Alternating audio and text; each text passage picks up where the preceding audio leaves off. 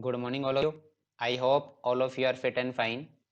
In this video, we will continue our chapter Web Application of class 10th. So today we will learn about the Internet security. So let's begin with the introduction of Internet security. Internet security protects computer resources against the risks and threats that arise as a result of getting connected to the Internet. The purpose of computer security is to protect computer resources through the selection and application of appropriate safeguards. Let's understand why we need internet security.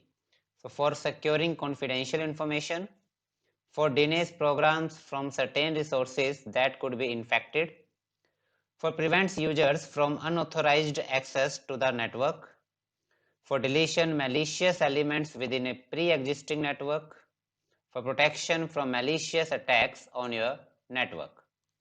So basically, internet security is used for protecting our data from the unauthorized access. I hope it's clear to all of you. So let's move on to our new topic, that is cyber threat.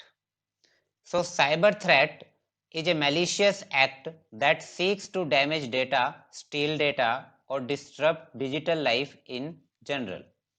Cyber threats also refer to the possibility of a successful cyber attack that aims to gain unauthorized access, damage, disrupt, or steal an information technology asset, computer network, intellectual property, or any other form of sensitive data.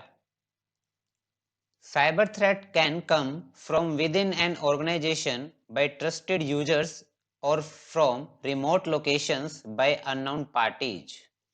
Cyber threat typically consists of one or more of the following types of attacks such as phishing, spam, virus and worms, and ransomware, etc. I hope it's clear to all of you. Let's see some best practices for security from threat. Think before you share personal information through email or on social networking sites. Before sharing your personal information, find out why it is needed and how it will be used. Don't provide any more information than is required. Choose strong passwords. Avoid the use of automatic login features that save your username and password.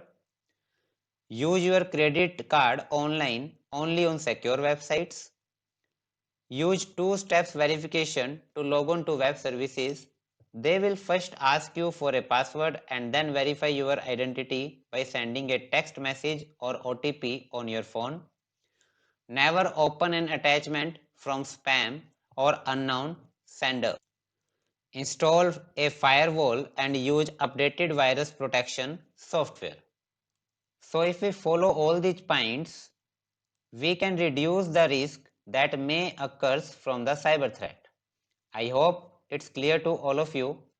Let's see some proper uses of passwords.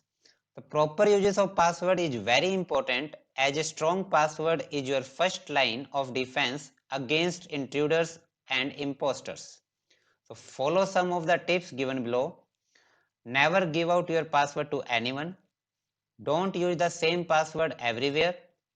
Create passwords that are easy to remember but hard for others to guess. The password should be at least 12 to 14 characters long. It should include numbers, capital letters, and symbols. Make sure your devices are secure and have anti-malware software. And keep changing your password frequently. I hope it's clear to all of you.